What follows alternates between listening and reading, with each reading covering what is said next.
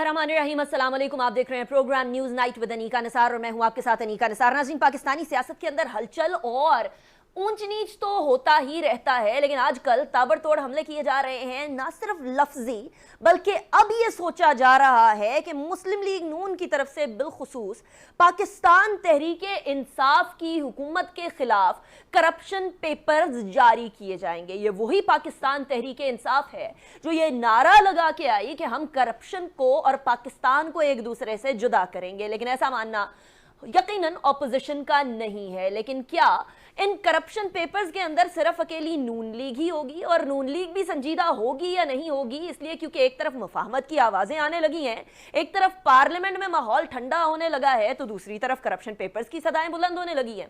और पाकिस्तान मुस्लिम लीग नून के इस कारे खैर अकॉर्डिंग टू ऑपोजिशन के अंदर क्या पाकिस्तान पीपल्स पार्टी साथ देगी या नहीं? ये वही पीपल्स पार्टी है जिसने कहा था कि हमें और किसी जमात की नहीं, हम अकेले ही पाकिस्तान तहरीक इंसाफ से निमटने के लिए काफी हैं। तो क्या पाकिस्तान तहरीक इंसाफ से निमटने के लिए पाकिस्तान पीपल्स पार्टी PMLN एक बार फिर हाथ मिलाएंगी या नहीं मिलाएंगी? दूसरी तरफ कश्मीर के अंदर, आज़ाद जम्मू और कश्मीर के अंदर आज वजीर आजम मुंतखब हो चुके हैं। नए वजीर आजम अब्दुल क़य्यूम नियाज़ी हैं। अब ये एन से शुरू होने वाले नामों में चौथे नंबर पर आते हैं। इससे पहले इमरान खान, फिर आरिफ अलवी, फिर उस्मान बुज़दार और उसके बाद अब्दुल क़य्यूम जो नियाज़ी हैं, इनके आने के बाद एक कड़ी मिलती हुई नजर आ रही है। क्या वाकई में ये एन के नामों की कोई पीछे कोई राज है, या फिर पाकिस्तान तहरीक इंसाफ के रहनुमा और पाकिस्तान के वजीर आजम इमरान खान ने नियाजी की बुनियाद पर उनको वजीर आजम आज़ाद जम्मू और कश्मीर बनाया? ऐसा कुछ 17 जुलाई के एक जलसा जो कि बाग में हुआ था, उसमें इमरान खान साहब ने बड़ा सरप्राइज रिएक्शन दिया था एक न्याजी को आज़ाद जम्मू कश्मीर में देखकर। वो रिएक्शन क्या था, पहले वो सुन लीजिए, उसके बाद फिर हम मेहमानों की तरफ जाएंगे। चौधरी अमीर नजीर अब्दुल क़य्यूम नियाजी यहाँ कैसे आ गया, ये मैं बड़ा हैरान हूं। वैसे हम नियाजी सारी जगह फैल गए हैं। तो ये सूरत हाल है। अब अब्दुल क़य्यूम नियाज़ी साहब के हवाले से बड़ी कयासाराइयाँ भी शुरू हो गई हैं। बहरहाल वो 33 वोट लेकर वज़ीर आज़म आज़ाद जम्मू कश्मीर तो बन चुके हैं। हमारे साथ जो मेहमान मौजूद हैं मैं उनका तारुफ करवा दूँ। सबसे पहले पाकिस्तान तहरीक इंसाफ की MNA और रहनुमा आलिया हमजा साहिबा हमारे साथ मौजूद हैं। बहुत शुक्रिया आलिया, आपने हमें ज्वाइन किया, प्लेजर हैविंग यू। इसके अलावा पाकिस्तान पीपल्स पार्टी के सूबाई वजीर तैमूर तालपुर भी हमारे साथ मौजूद है। बहुत शुक्रिया तालपुर साहब, आपने भी हमें ज्वाइन किया, pleasure having you as well. हमारे साथ फोन लाइन पर नौशीन इफ्तिखार साहिबा, पाकिस्तान मुस्लिम लीग नून की डस्का से जीतने वाली MNA, वो भी मौजूद है। बहुत शुक्रिया नौशीन साहिबा, आपने भी हमें ज्वाइन किया। Last but not the least brigadier Farooq Hamid साहब भी हमारे साथ मौजूद हैं, जो कि एक सीनियर एनालिस्ट हैं, जानी मानी शख्सियत हैं। बहुत शुक्रिया फारूक साहब, आपने भी हमें ज्वाइन किया। आलिया, सबसे पहले आपसे ही स्टार्ट करते हैं, कश्मीर के वजीर आजम से ही स्टार्ट करते हैं। इतनी सारी कयासाराइयां हो रही हैं, एन से नाम शुरू होगा तो आपके लिए बाबरकत होगा, या फिर न्याजी होने का फायदा हो गया? ये वजीर आजम इमरान खान ने वजीर आजम आज़ाद जम्मू कश्मीर अब्दुल क़य्यूम नियाज़ी साहब को चुनने का क्राइटेरिया क्या रखा? क्योंकि दौड़ के अंदर बड़े बड़े बुर्ज थे, बैरिस्टर सुल्तान थे, इसके साथ तनवीर इलियास साहब थे, उनको छोड़ के इनको चूज कर लिए, कैसे? बिस्मिल्लाहिर्रहमानिर्रहीम। Thank you Anika, it's honour to be on your show. Anika, सबसे पहले तो एन से मेरा नाम भी शुरू होता है, एन फॉर आलिया। तो आइडियली तो मुझे भी मिनिस्टर या कोई ना कोई CM होना चाहिए था, तो इसलिए ये मिथ तो यहीं पर ख़त्म हो गई है। तो इससे तो आगे चलते हैं, और मेरा ये ख्याल है कि हमें इस पर तो बात भी नहीं करनी चाहिए। नहीं, आप आज़ाद जम्मू कश्मीर के इंतखाबात लड़ती तो क्या पता आप वजीर आजम आज़ाद जम्मू कश्मीर बन भी जाती, और क्या पता आज जो हम बात कर रहे हैं वो कल को सही भी। पंजाब से भी हूँ, पंजाब जी नहीं जी, मैं सिर्फ ये बता दूं, ये जस्ट जो है ना कुछ मिल नहीं रहा है लोगों को गलती निकालने के लिए, तो वो अब ये इश्यू स्टार्ट कर दिया इन्होंने।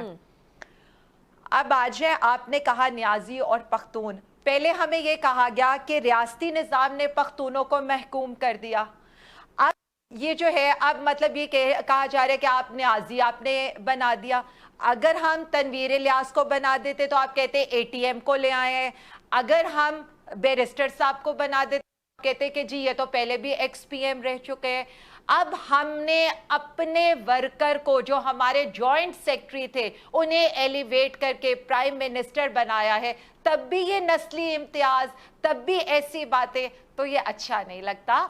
अब वो एजेके के प्राइम मिनिस्टर हैं और पाकिस्तान तहरीके इंसाफ वाहिद जमात है जो फेडरेशन को, जो और फेडरेशन की जमात भी है। आप ये देखें कि हमारे पास सिंध का सदर, पेशावर के वजीर आजम यानी केपीके के वजीर आजम, और आप कोयटा के डिप्टी स्पीकर, और इसी तरह हमने तो हर एरिया जहां पर जो कहा गया था कि डिप्राइव्ड किया गया, बिलोचिस्तान वालों को डिप्राइव किया गया, हमने सेनेट का चेयरमैन वहां से बना दिया, डिप्टी स्पीकर बना दिया, सिंध का सदर बना दिया।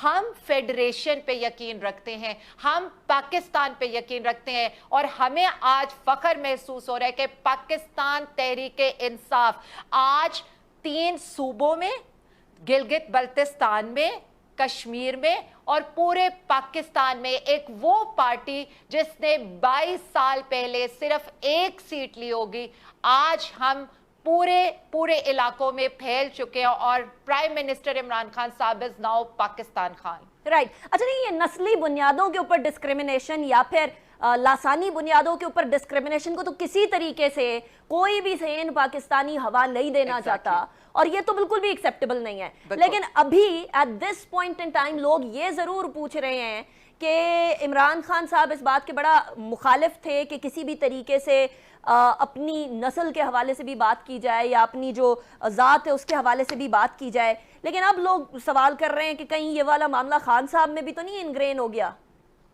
बस कंफर्म कर दें हमें। खान साहब इन सारी चीजों से बहुत ऊपर हैं। खान साहब को जो लोग समझते हैं वो ये समझते हैं कि ना खानदान, ना नसब, ना हसब, खान साहब सिर्फ मेरिट पे फैसले करते हैं। खान साहब सिर्फ एक चीज देखते हैं कि जो अवाम के मफाद में, पाकिस्तान के मफाद में हो सके। ठीक है, दैट्स द ओनली क्राइटेरिया उनके सामने। राइट, ठीक है। तैमूर तालपुर साहब, आज़ाद जम्मू कश्मीर के नए वजीर आजम, आप लोगों ने उनके मुकाबले में PMLN और पीपल्स पार्टी ने मिलकर चौधरी लतीफ अकबर साहब को खड़ा किया था। 15 वोट मिले, विच वॉज एविडेंट कि ऑब्वियसली मेजॉरिटी पाकिस्तान तहरीक इंसाफ के पास है, तो उसके बाद जो ऑपोजिशन है वो पीछे की तरफ ही रहेगी, उसके वजीर आजम बन भी नहीं सकते। लेकिन यहाँ आप लोगों ने उम्मीदवार तो एक खड़ा कर दिया, लेकिन क्या एक पॉइंट पे भी खड़े होने को तैयार है PMLN और पीपल्स पार्टी के? कश्मीर के इंतखाबात जो हैं वो PMLN का एक मुख्तलिफ जाविया है, आप लोगों के पास 11 नशस्तें हैं, आप लोग सुकून में बैठे हुए हैं, आप लोगों को कोई प्रॉब्लम नहीं है। क्या इस सिचुएशन पे, इस सिनेरियो पे भी एक पॉइंट पे आने के कोई इम्कानात हैं या यहाँ राहें जुदा ही हैं? बिस्मिल्लाहिर्रहमानिर्रहीम, थैंक यू वेरी मच। बिल्कुल जी है, चांसेस क्यों नहीं है। आपने देखा था कि जब हम PDM में इकट्ठा थे उस जमाने में 13 बाय इलेक्शंस हुई और हमने इनको जो कहते हैं लिटरली धो दिया। 13 में से 12 सीटें हम लोग जीते हैं, तो ऑफ कोर्स हमारा साथ रहने का तो बिल्कुल हमने फायदा देखा है। आपने देखा है जब हम साथ थे तो हमने ना जीतने वाली इलेक्शंस जीतनी, हमने जिस तरह से सेनेट में जितवाया, नून लीग ने, पीपल्स पार्टी ने मिलकर अपना गिलानी साहब को, वो भी आपके सामने है। और कोई हमारी कोई एनिमिटीज थोड़ी है जी, सियासत है, पॉलिटिक्स में कभी नाराजगी होती है, कभी साथ होते हैं। बात यह है कि हमें मिलकर इन जो हमारे पास ये टोला बैठा हुआ है वफाक में, मोस्ट करप्ट, जिसने करप्शन खत्म करनी थी, पर वो 117 से 124th मोस्ट करप्ट नेशन में हमको ले गए। हमने सुना है करप्शन का कैसे क्या क्यों होता था, पर जो अभी जो करप्शन हुई है ऐसा तो कभी मेरे ख्याल से किसी जमात ने हाल नहीं किया मुल्क का जो आज हो रहा है। तो ये अपने बयानी से तो बिल्कुल उलट गए, जितनी बातें की वो सारी उसका उलट करके दिखा दिया। इनको आके अपना यूनिवर्सिटीज बनानी थी, गवर्नर हाउस खत्म करने थे, PM हाउस खत्म करना था, क्या हुआ उसका? इन लोगों को प्रोटोकॉल खत्म करनी थी, वो प्रोटोकॉल खत्म होने का तुमने सुना था कि खान साहब जो है साइकिल पर जाया करेंगे ऑफिस पर। खान साहब ने तो अपनी मर्सिडीज छोड़ के और अब सिर्फ और सिर्फ हवाई सफर शुरू कर दिया है। आपने देखा है गवर्नर हाउस की गाड़ियों में जानवर घूम रहे होते हैं, पीछे प्रोटोकॉल भी होते हैं, वीडियो मैंने ही वायरल की थी। तो अब इस मुल्क में जो हालत है आम लोगों की, पब्लिक की, वो जी नहीं सक रहे, वो ये महंगाई का बोझ बर्दाश्त नहीं कर सक रहे। तालपुर साहब, I am sorry, I am cutting जिसने शॉर्ट वो- हियर, लेकिन आपने करप्शन की बात की, पीएमएलएन करप्शन की बात कर रही है, वो तो करप्शन पेपर लाने की बात कर रहे हैं। ये करप्शन पेपर लाने में कोई साथ देगी Pakistan Peoples Party? Because it's a different story जब आप जबानी कलामी ये बात कर रहे होते हैं, क्योंकि जबानी कलामी जो है वो हर जमात एक दूसरे के ऊपर करप्शन के इल्जामात लगा रही है। माजी के अंदर आप पीएमएलएन पे, पीएमएलएन आप लोगों पे भी यही इल्जामात लगाती रही, लेकिन असल हकायक तब सामने आते हैं जब आप प्रैक्टिकली, फैक्चुअली एंड सब्सटैंशियली कोई एविडेंस सामने लेकर आते हैं। तो ये पाकिस्तान तहरीक इंसाफ को सुनना तो पड़ेगा कि वो करप्ट हैं, क्योंकि ऑपोजिशन के ऊपर भी उनकी तरफ से यही इल्जाम लग रहा है। लेकिन क्या ये करप्शन पेपर जो पाकिस्तान मुस्लिम लीग नून लेकर आने वाली है, इसमें कोई पीपल्स पार्टी साथ देने को तैयार है? वाई नॉट जी, क्यों नहीं, बिल्कुल। एक पेपर बन रहा है, हमारे पास बहुत सी चीजें हैं, बहुत सी इंफॉर्मेशन है, बहुत से प्रूफ है। Why won't we give it to Noon league? बिल्कुल हम नून लीग को देंगे। और एक अच्छी चीज है, इस मुल्क के साथ जो हशर हो रहा है, अगर उसको नून लीग सामने लाके पब्लिक को दिखाना चाहती है तो we would love, why not be a part of it. और मेरे ख्याल से जो एक डेडलॉक था पाकिस्तान पीपल्स पार्टी का और पीएमएलएन का, वो भी मेरे ख्याल से बेहतरी की तरफ जा रहा है। हमने जो अभी इलेक्शन किया है ताज़ा एजेके में, उसमें से भी हमें उम्मीद है और मेरे ख्याल से एक बेहतर अंडरस्टैंडिंग है शहबाज शरीफ साहब की और बिलावल भुट्टो साहब की, और वो समझते हैं कि वो साथ चल सकते हैं। शहबाज शरीफ साहब की और बिलावल भुट्टो जरदारी साहब की, बिलावल भुट्टो जरदारी साहब और मरियम नवाज और नवाज शरीफ साहब की नहीं? Is that what you are saying? नहीं, ये तो खैर मैं I can not comment on that, क्योंकि ये नून लीग के फैसले हैं, वो किसको आगे करते हैं। पर लेकिन आपने शहबाज शरीफ साहब का नाम लिया ना, क्योंकि जो पहले वर्किंग थी बिलावल साहब की, चेयरमैन साहब की और मरियम नवाज साहिबा की, तो उसमें वो अच्छे तरह से साथ नहीं चल सके। छोटी बातों पे ट्वीट आ जाता था, मतलब कुछ मिसअंडरस्टैंडिंग्स हुई थी, किसी की भी गलती हो सकती, but there were misunderstanding, so that's why. और वैसे भी आई बिलीव जो है शहबाज शरीफ इज ज्यादा एक्सपीरियंस भी है, पर ये नून लीग का फैसला है, वो जैसे उनको बेहतर लगेगा। Right, so we'll move on to Brigadier Farooq Hamid साहब and then we'll go back to Naushin as well. Brigadier साहब, ये सवाल मैं आपकी तरफ लेकर आती हूँ कि अभी तैमूर तालपुर साहब ने बड़े माइल्ड अंदाज में कहा है कि शहबाज शरीफ साहब और बिलावल भुट्टो जरदारी साहब की तो बनती है, लेकिन हमें माजी को देखते हुए वी कैन एक्स्ट्रापोलेट के शायद मरियम नवाज साहिबा के साथ नहीं बन पाएगी। क्या शहबाज शरीफ साहब ने जो अब मुफाहमत की सियासत शुरू की है, इसके अंदर चांसेस हैं कि एक बार फिर रूठी हुई पाकिस्तान पीपल्स पार्टी को वो ऑन बोर्ड लेकर आ सकेंगे एट अ टाइम जहां नवाज शरीफ साहब यानी नून और शीन की लड़ाई आपस में चल रही है, जिसके बारे में शेख रशीद साहब भी बात किया करते हैं? बिस्मिल्लाह, बहुत शुक्रिया। देखें, पीपल्स पार्टी का अपना एक पॉलिटिकल एजेंडा है, पीएमएलएन का अपना एक एजेंडा है, और with in the PMLN obviously वैसे तो शरीफ फैमिली जो है बिल्कुल एक है, मैं उनमें कोई फ़र्क नहीं देखता हूँ, चाहे नवाज शरीफ हो, मरियम नवाज एक साइड पे और शहबाज शरीफ एक साइड पे। अभी तो बड़ा क्लियर बात नज़र आ रही है कि नवाज शरीफ जो है और मरियम नवाज उनका जो अभी दोबारा उन्होंने कुछ ट्वीट्स किए हैं, उनकी जारहाना अप्रोच, प्रेशराइज करना to the government and the military establishment, वो उसी तरह कायम है, जबकि शहबाज शरीफ ज़रा मॉडरेट रोल प्ले कर रहे हैं। लेकिन दोनों का मकसद एक है, और मकसद बड़ा क्लियर हो गया जब एक वो जो प्लांटेड और फिक्स्ड इंटरव्यू हुआ था, जिस पर शहबाज शरीफ साहब ने बड़ा क्लियरली कह दिया कि प्रायोरिटी जो है वो फैसला करना के एहतसाब होना चाहिए, नेशनल रिकन्सिलिएशन। तो मुझे एग्जैक्टली वही 2007 का लेट बेनज़ीर भुट्टो का दौर याद आ गया, जब पीपल्स पार्टी ने बड़ी कामयाबी के साथ with the support of the international establishment वो जनरल मुशर्रफ से एनआरओ लेने में कामयाब हो गए, और अभी भी वही हो रहा है। तो फारूक साहब, क्या शहबाज शरीफ साहब एक फसाद दिखा रहे हैं? इज दिस जस्ट अ फसाद ऑफ पॉजिटिविटी, मुफाहमत का एक अच्छा सा फसाद कि नहीं हम भी बेहतरी की तरफ जा सकते हैं, मिलकर चलते हैं, ये एक सिर्फ एक जाहिरी शक्ल है? एब्सोल्युटली अनीका, इसमें कोई शक नहीं है। मैं why do you think so Farooq साहब? क्यों? उसकी वजह यह है कि उन जिसको अंग्रेजी में कहते हैं cat is out the bag, पहली मर्तबा उनके मुंह से लफ्ज निकला नेशनल रिकन्सिलिएशन, और शेख रशीद साहब कहते हैं कि आप आए, बैठे, माजी को भूल जाएं, बैठे हमारे साथ बात करें। और आप नोट कर रहे हैं पिछले 6 महीने से शहबाज शरीफ साहब, हमजा, इनके सारे जो केसेस हैं उनमें कोई स्पीडी ट्रायल नहीं चल रहे लाहौर में, तसाब अदालतों में, पता नहीं वो किधर गए। फारूक साहब, आप नैब में भी रहे, नैब के बड़े आला ओहदे पर भी रहे हैं, मुझे ये बताएं, आप एक जगह कह रहे हैं कि जी नैब ऑटोनमस इदारा है, हमें उस नैब के rules regulations everything is under NAB, दूसरी जगह आप कह रहे हैं कि क्योंकि हुकूमत कह रही है आए रिकन्सिलिएशन के लिए बैठे हैं, तो इसलिए नैब के बहुत सारे मामला हमजा शहबाज शरीफ और शहबाज शरीफ साहब के स्लो चल रहे हैं। तो ये तो अच्छा खासा तजाद हो गया। मैं इसके बारे में जी नहीं नहीं, मैंने ये नहीं कहा। नैब एक वक्त पे आके बेबस हो जाता है। अगर लॉ मिनिस्ट्री और हुकूमत जिन्होंने स्पीडी ट्रायल अपना 30 एडिशनल अदालतें कायम करनी थी पिछले साल सुप्रीम कोर्ट के हुक्म के मुताबिक, वो हुकूमत कायम नहीं कर रही। अगर लॉ मिनिस्ट्री और लाहौर हाई कोर्ट ये सब मिलके नए जजेस की तैनाती नहीं हो रही 6 महीने की, तो उसका कंट्रोल नैब के पास, they are not under NAB control. NAB तो बेबस है इस मामले में। मैं ब्रेक की तरफ चलती हूँ, फिर ये आपने बड़ी इंपॉर्टेंट बात कर दी है कि अगर नैब बेबस है हुकूमत के मामलात की वजह से, हुकूमत की अदम दिलचस्पी की वजह से, तो फिर तो एक फसाड अगर शहबाज शरीफ साहब दिखा रहे हैं तो एक फसाड हुकूमत भी दिखा रही है। इस बारे में बात करेंगे लेकिन एक ब्रेक के बाद।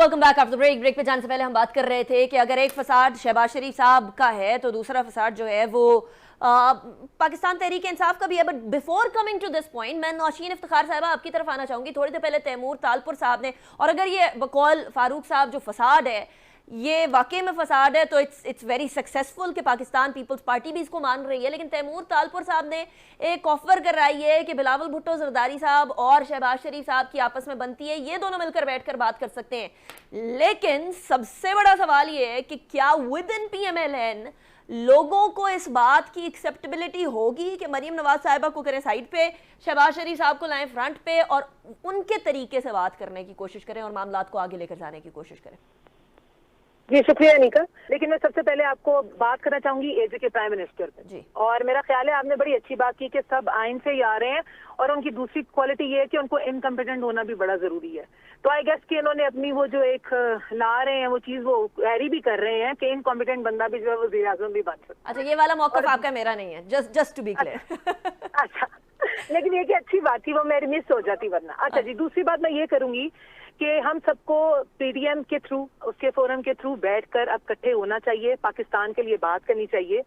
जो PTI की गवर्नमेंट में पाकिस्तान का हाल हो रहा है, जिस तरह चीजों की अशियाए खुर्दनोश की जो कीमतें बढ़ रही हैं, आप महंगाई की सतह में कहाँ जा रहे हैं, आप गरीबी की सतह में नीचे आ गए हैं। अगर ये चीजें इस तरह बढ़ती रहीं तो पाकिस्तान की जो एक स्टेबिलिटी है वो बिल्कुल, आप खुदा न खास्ता, इसको खतरा है। तो हमें कोशिश यही करनी चाहिए कि अब मिलकर बैठकर सब लीडर्स को बैठकर इस पे बात करनी चाहिए। तो अगर बिलावल भुट्टो साहब की बनती है शहबाज शरीफ साहब से, अगर मरियम नवाज साहिबा भी उसका हिस्सा हो सकती हैं, तो ये सब मिलकर बात कर सकते हैं। और अगर नहीं हो सकती तो फिर होनी चाहिए, होनी चाहिए। उसके अलावा कोई ऑप्शन नहीं है। उसके अलावा we don't have any option. क्या फिर हम ये हुकूमत को चलने देंगे इस तरह ही? क्योंकि ये नाअहल हुकूमत है, अगर इसको मजीद चलने दिया गया तो पाकिस्तान के लिए ये खतरा बनती जाएगी। तो आप कह रही हैं कि मरीम नवाज साहिबा टेक इट और लीव इट, दैट्स इट, खत्म हो गई बात। लेकिन इन दोनों के तरीकाकार बड़ा डिफरेंट है ना नौशीन साहिबा। बात यह है कि शहबाज शरीफ साहब मुफाहमत की, मुसालहत की बात कर रहे हैं, रिकन्सिलिएशन की बात कर रही हैं और कर रहे हैं, और मरीम नवाज साहिबा जो है कह रहे हैं कि किसी भी तरीके से रिकन्सिलिएशन का मामला नहीं हो सकता। और अभी तो करप्शन पेपर भी लेकर आने का पाकिस्तान तहरीक इंसाफ के अगेंस्ट बात हो गई। देखिए, करप्शन तो हो रही है ना। आधा निकाह मेरे, आप देख लें मेरे हल्के की मैं अगर बात करूं तो छोटे छोटे चीजें जो है ना वो आपकी बड़ी की तरफ जाना जो है वो शुरू हो जाती है अगर उनको कंट्रोल ना किया जाए, मेजर्स ना लिए गए। अब हमारे हल्के का वो हाल है कि जितने डिपार्टमेंट्स में लोग बैठे हुए हैं वो रिश्वत ले रहे हैं और वो अच्छे हाई लेवल की करप्शन कर रहे हैं। हाँ, वो आप ले लें ये जो हाउसिंग सोसाइटीज की सूरत में हो, अगर आप वो गैस पहुंचाने की सूरत में हो, हर चीज में मीटर्स की सूरत में हो, रिश्वत ली जा रही है, करप्शन हो रही है। मेरा ख्याल ये है कि हमारे लीडर्स को मिल बैठ के एक उसकी तरफ रिफॉर्म की तरफ आना चाहिए जो कि पाकिस्तान की बेहतरी के लिए। राइट, तो इसमें कोई बुरी बात नहीं। ठीक। अच्छा आली, मैं आपकी तरफ आऊंगी। पहले तो मुझे बता दें, ये बार बार आपके ऊपर करप्शन के इल्जाम लग रहे हैं, नॉट आपकी जात पर पाकिस्तान तहरीक इंसाफ की हुकूमत पर। ये रांझा कर दी नहीं, मैं आपे रांझा होए वाला हिसाब तो नहीं हुआ?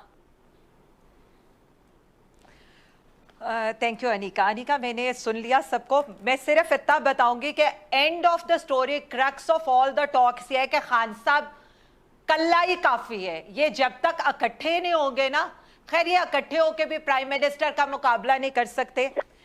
थोड़ी सी बातें आपको याद करा दूं। बिलावल साहब शरीफ खानदान को लाहौर का सिलेक्टेड खानदान कहते हैं। मरियम बीबी बिलावल को सिलेक्शन की तैयारी का ताना देती हैं। आज मिलकर प्राइम मिनिस्टर के अगेंस्ट इलेक्शन लड़ते हैं, बुरी तरह हारते हैं। अब आ जाए, मेरी बहन नौशीन कह रही थी कि इनकॉम्पिटेंसी क्राइटेरिया है। एंड पे तो मैं पहले ही बता चुकी हूँ, तोहमात पे, ग्लास पकड़ने पे, देग पकड़ने पे ये यकीन रखते हैं, हम तोहमात पे यकीन नहीं रखते। तो इसलिए हम तो यही कहते हैं ना कि 2023 में देग भी पकड़ेंगे, हारना आपके मुकद्दर में लिखा है। गुलाम इब्ने गुलाम आपका क्राइटेरिया हो सकता है, बाप के बाद बेटी आपका क्राइटेरिया हो सकता है, बेटे के बाद बेटा आपका क्राइटेरिया हो सकता है। हमारा क्राइटेरिया पीटीआई का वर्कर होना है, पीटीआई में होना है, और वो 2019 से पीटीआई में थे।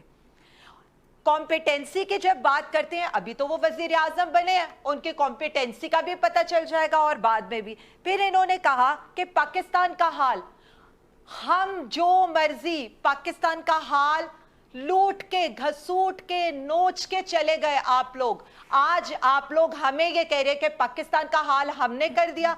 30 सालों में आपने जिस पाकिस्तान को बिगाड़ा, आज 3 सालों में हम पाकिस्तान को ट्रैक पे ले आए हैं। चाहे एक्सपोर्ट हो, चाहे रेमिटेंसेस हो, चाहे ट्रेड हो, चाहे आपका करंट अकाउंट डेफिसिट हो, हर चीज पाकिस्तान इज शाइनिंग।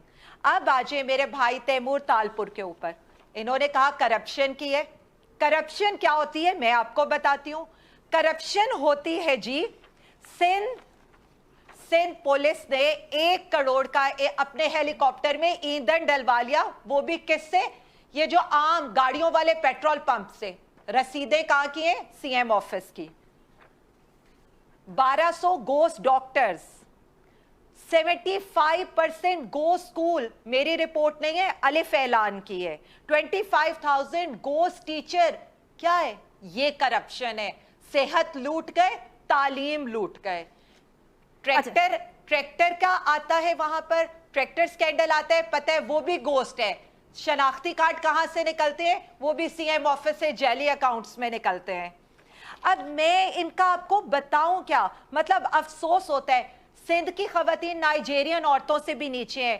50% बच्चे स्टंटेड हैं, 40% बच्चे अंडरवेट हैं, 73% बच्चे इनएबल हैं। आलिया, पूरे इस साल के अंदर 353 बच्चों की अकेली थर के अंदर मौत हो चुकी है। आई अग्री, ये बातें करते हैं हम। ठीक है, थर के अंदर गड़बड़ हो रही है, सिंध की तामीर और तरक्की के अंदर बहुत सारे और लकूनत हैं जिनको फिलअप किया जा सकता है। लेकिन अगर दूध और शहद की नहरें पीपल्स पार्टी के जमाने में नहीं बहती थी, पीएमएलएन के जमाने में नहीं बहती थी, तो आपके जमाने में भी तो नहीं बह रही अनफॉर्चुनेटली। अभी आम तौर पर मैं तो बता रही हूँ, आप ये बता रही हैं कि दूध और शहद की नहरें नहीं बह रही हैं पाकिस्तान तहरीक इंसाफ के, और अभी 3 साल गुजर गए ना, आधे से ज्यादा टर्म तो गुजर गया। मैं ये बता रही हूँ मैं ये बता रही हूं कि इनके 30 सालों में जिस मुल्क को इन्होंने लूटा था, आज 3 सालों में वो पाकिस्तान ट्रैक पे चल गए। और इंशाअल्लाह ताला जब हम नेक्स्ट इलेक्शन में जाएंगे तो हम अपनी कारकर्दगी के बुनियाद पर वो इलेक्शन जीतेंगे। और अवाम ये जानती है, आज अवाम को ये पता है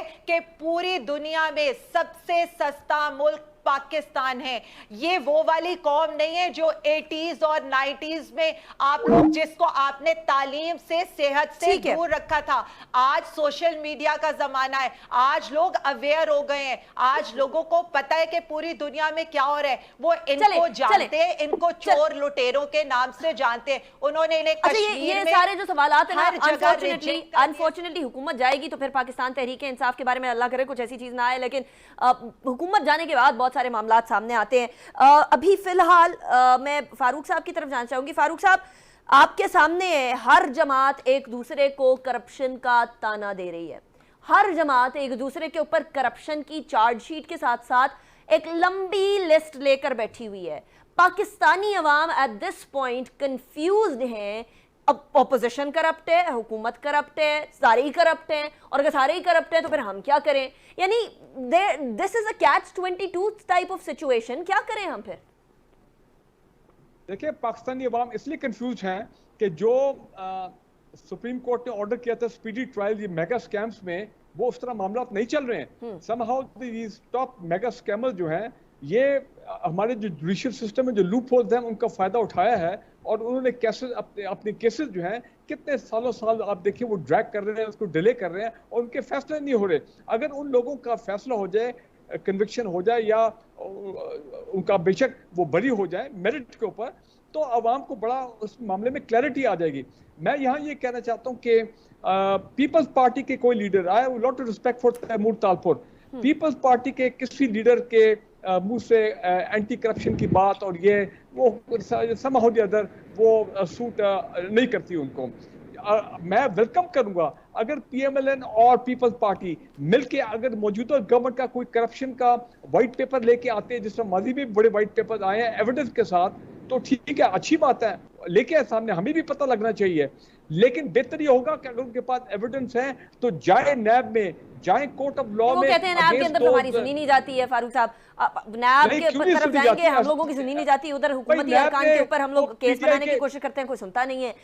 ऑपोजिशन का तो यही शिकवा है ना। मिनिस्टर है पंजाब में, पीटीआई के कुछ मिनिस्टर है, अलीब खान, वो सिप्तान साहब, ये लोग जेल भी गए हैं और हालांकि मैं हैरान हूं कि वो मालम जब्बा और ये जो BRT वाले केसेस हैं वो क्यों नहीं आगे चल रहे हैं, चलने चाहिए बिल्कुल। ठीक है, because चलो मैं ब्रेक की तरफ जाती हूँ, ब्रेक के अच्छा, बाद एक वापस आते हैं। मैं ब्रेक के बाद वापस आते हैं तो फिर उसके बाद आपका पॉइंट ऑफ व्यू लेती हूँ। लेकिन एक बात तो वाजे है कि सबके कच्चे चिट्ठे खुलने चाहिए, पता तो चले कौन कहाँ किधर और कितनी करप्शन कर रहा है, चाहे वो हुकूमत हो या ऑपोजिशन हो, सामने तो आए चीजें। ब्रेक की तरफ जाते हैं, ब्रेक के बाद मजीद इसके ऊपर डिस्कस करेंगे कि पाकिस्तान की सियासत और ज्यादा उलझती जा रही है, गुत्थी सुलझने का नाम नहीं ले रही। After a break.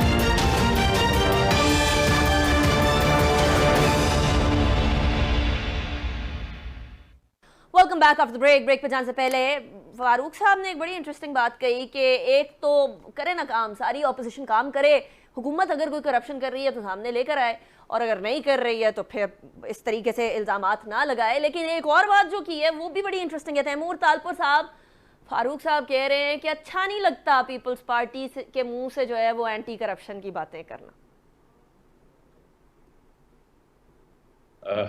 पता नहीं क्यों अच्छा नहीं लगता एंटी करप्शन की बातें करना, पर मुझे ये समझ नहीं आता कि ये पीटीआई के बारे में क्या कहते हैं। उनके मुंह से कैसा लगता है एंटी करप्शन की बातें करना, और कैसा लगता है आपको जब आप खान साहब की पुरानी बातों को रिकलेक्ट करते हैं कि उनको तो 90 दिन के अंदर करप्शन खत्म करनी थी, पर उन्हें तो इतने बड़े बड़े पहाड़ करप्शन के लेके आ गए हैं कि अगर ब्रिगेडियर साहब को भी वास्ता मिले तो इस पहाड़ को तोड़ने में वो नाकाम हो जाएंगे।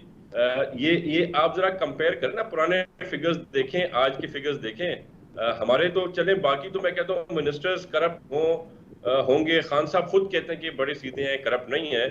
तो हमारी अलीमा बाजी जो है, हमारी बहन ने जो अरबों रुपए अपने वाइट करके कहा है कि मेरा टेलर का काम है और मैं कपड़े सी के पैसे बनाए, तो ये मेरी बहन ने ये अरबों रुपए कहाँ से लिए। और फिर हमने तो खुद ही कहा था, मेरे पास तो अभी वो क्लिप मेरे फोन में पड़ा हुआ है, खान साहब ने कहा था कि जो भी एमनेस्टी लाता है वो सबसे बड़ा करप्ट है और जो उसे फायदा दिलाता है वो सबसे बड़ा चोर है। तो खान साहब भी एमनेस्टी ली हमारी बहन ने, अब हम बहन को कुछ कह भी नहीं सकते, और होता तो मैं जरा कुछ कहता आगे पीछे। तो ये बातें मेरे ख्याल से आप कंपेयर करेंगे पीपल्स पार्टी के साथ, तो हम शायद बदनाम जरूर थे, पर वो काम हमने नहीं किए जो आज सारे काम हो रहे हैं।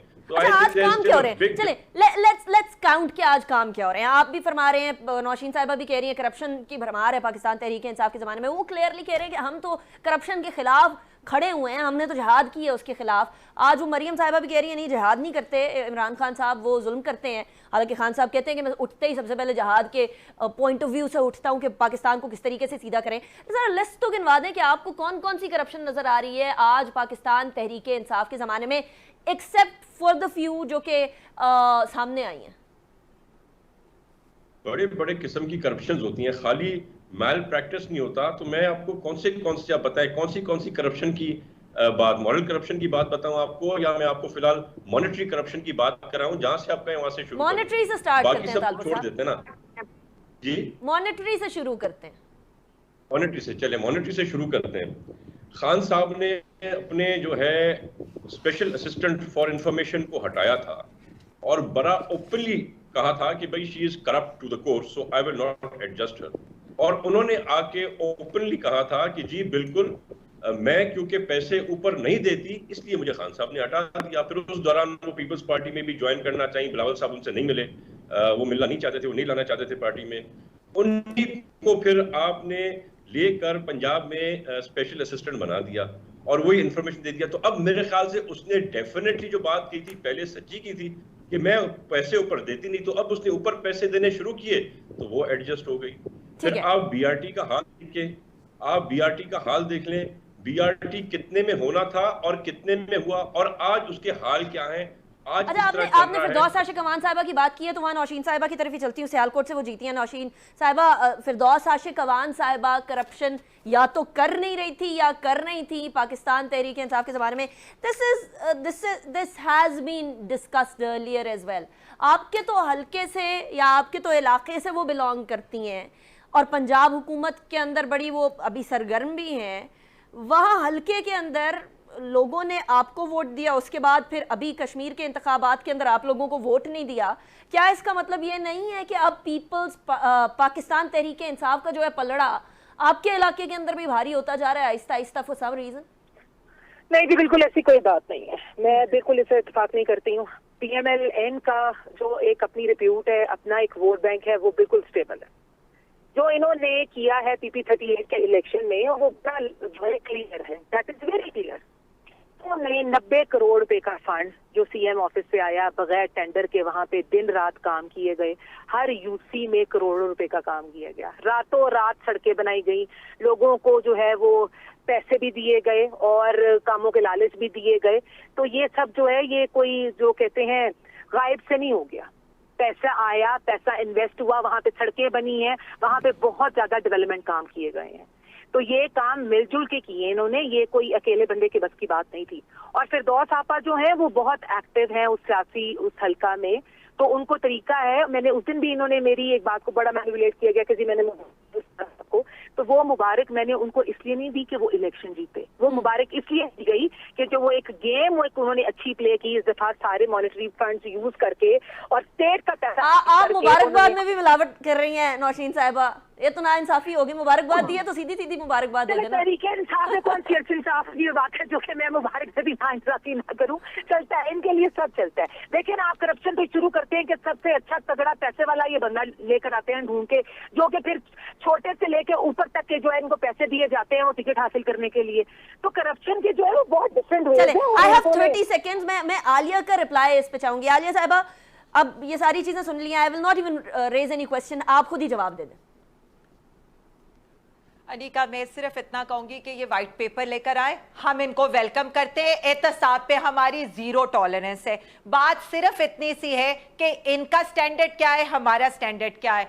वजीर आजम साहब इनके, यानी वो जो 3 दफा के वजीर आजम है जो भाग गए हैं, वो कहते हैं मेरे आमदन जराए से ज्यादा है, तुम्हें क्या? तो ये कहते हैं शेर आया शेर आया। वो कहते हैं इनके, ये आगे से कहते हैं खाता है तो लगाता भी है। वहां पर क्या होता है, सिंध में क्या होता है, मरसू मरसू सेहत ना देसू, मरसू मरसू तालीम ना देसू। ये आगे से कहते हैं एक जरदारी सब पर भारी। तो हमारे स्टैंडर्ड्स ये नहीं है, हमारे स्टैंडर्ड्स ये हैं जिसने करप्शन किया है, अवाम का पैसा लूटा है, व्हाइट पेपर लेकर आए और उसके बाद फिर पाकिस्तान तहरीक इंसाफ इसको रिटालिएट नहीं करेगी। But thank you so much Alia Hamza साहिबा, नौशीन इफ्तिखार साहिबा, तैमूर तालपुर साहब, ब्रिगेडियर फारूक हमीद साहब, आप चारों ज्वाइन किए, was a pleasure having you. इसी के साथ मेरे शो का वक्त खत्म हो गया है। अपना बहुत ख्याल रखिएगा इस दुआ के साथ कि पाकिस्तान हमेशा पाइंदाबाद रहे। अल्लाह हाफिज।